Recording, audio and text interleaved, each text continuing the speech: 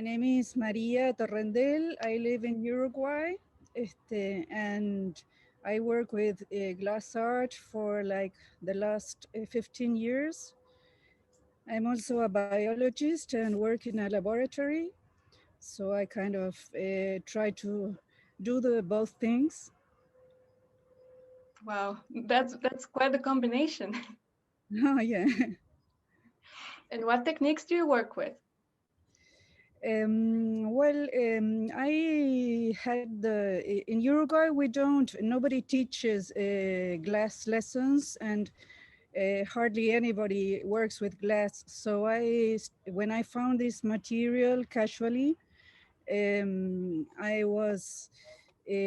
had to go and learn to Buenos Aires, Argentina, which is like 2 hours from here. And then I ended up in Italy learning with Silvia Levenson and with Karina de Savio in Buenos Aires. And so I get things, techniques, and lots of like tips and technical and also artistic approaches from them, and have tried to invent or try to make my own language, taking some things from many places.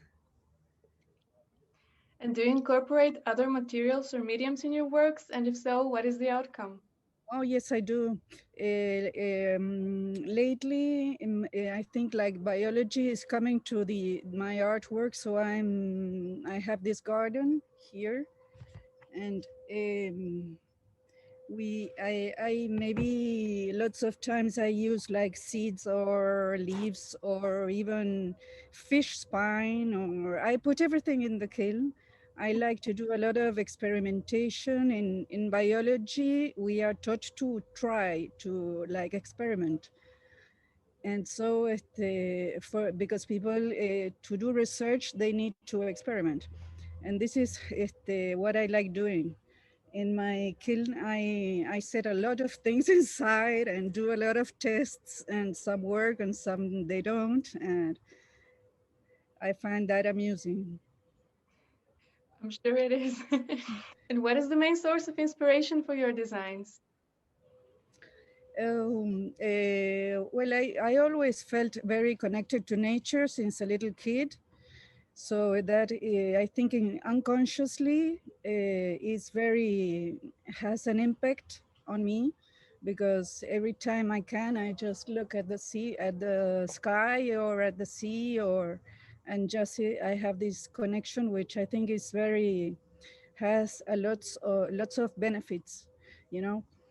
And bueno, beside that, I like to tell stories or talk about statements, because I find art as a way of expressing things. So maybe something is going on inside me, and I do a piece about that, and sort of that thing leaves my chest and goes to to a piece.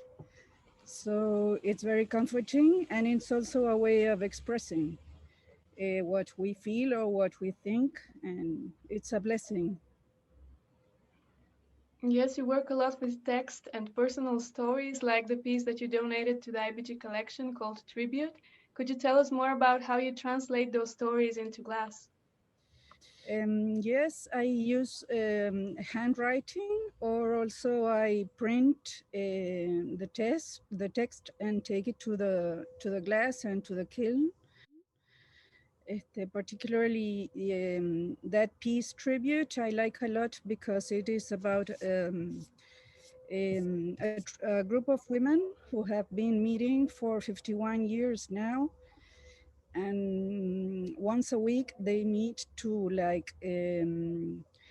take a look into people and society and themselves, and all the human issues that we go through in life. You know, human relationships, social issues. We had a political dictatorship going on here in Uruguay lots of years ago.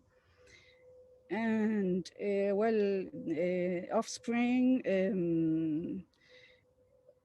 all the topics related to humans, they had a way of looking at them and analyze them and try to make it better. And so my mother was a part of this group, and she passed away 20 years ago, but she left me all written. What that group talked is all written.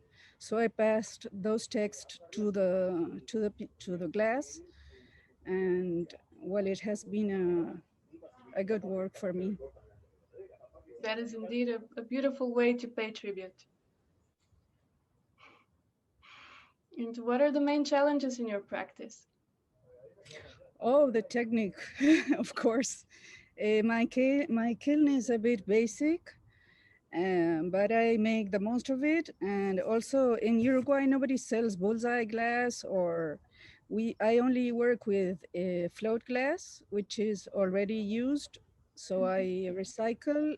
People donate a lot of glass for me, and I like maybe having less resources makes us more creative. So I have that approach that I have to think about more ways with the little things I have. And besides, I like the monochromatic way that float glass has. That is not like a challenge. It is a challenge, but it's a nice challenge, positive. I'm sure. And what is your workplace like? Do you have a piece in progress you would like to show us or tell us about? Yes, lately I'm working with mixed media. I incorporated stone into the kiln and into the glass.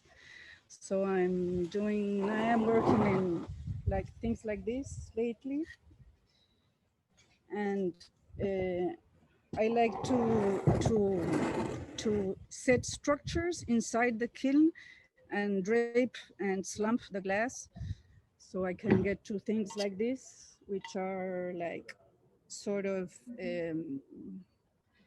draping something like cloth or something like this. And maybe they are with texts also. And lately I'm using marble with glass, so I get to things like this, also with texts. I'm working on a series about women and like the thing between femininity and glass, the similarity. Very interesting. I'm curious to see that. Oh, I hope you will. And we'd like to know why you joined IBG Bulgaria and what was your experience. IBG Bulgaria is a great opportunity to many of us in the glass world, because sometimes we get a tough time getting to get our work known. So IBG Bulgaria, it's a great window for us because we get visibility from all the world, and I had a very nice experience, and I hope to get in again the next time Did to you apply. apply for this year? Oh no, I couldn't this year, but I'm hoping to do it the next Biennale. Okay, well, we're planning a lot of virtual and not only virtual events this year, so I hope you will stay tuned. And Yes, virtuality has become our thing. yeah. And lastly, in your opinion, why is it important to introduce the public to contemporary glass art, both generally and in Bulgaria specifically? Bueno, glass, I think it has a magic. The material has a sort of magic. So anybody that can get to, because I feel the glass community is very strong and connected and bonded, and it's beautiful. But it hasn't. gone out to the rest of the art world. And once it does, I think it's going to really hit it. Well, we're And hoping for this together. We're doing this together, right? yeah, you're doing a lot for that.